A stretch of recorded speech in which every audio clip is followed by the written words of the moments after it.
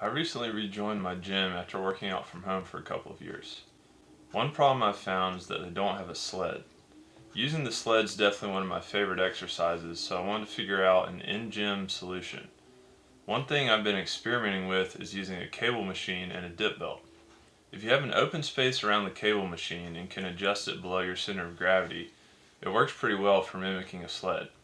The biggest difference here is that you also have to handle the eccentric force of walking the weight back in, where with a normal sled, you're only dealing with the concentric force of actively moving the sled and not having the sled move you. I think the biggest drawback is that it's definitely a bit more aggressive on the knees than only handling the concentric portion with a normal weighted sled, especially when doing a reverse sled.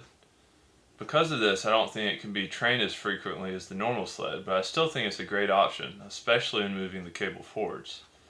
There's something about getting pulled backwards with the weight that feels really good and gives you a nice stretch as you're working your way back in towards the machine.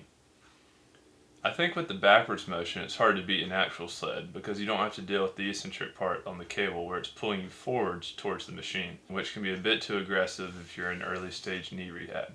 So if you don't have a sled at your gym and you're doing an ATG program or just want to experiment with some knees-over-toes-guy exercises, give this a try and see how you like it. Let me know in the comments if you've come up with any other sled alternatives at the gym.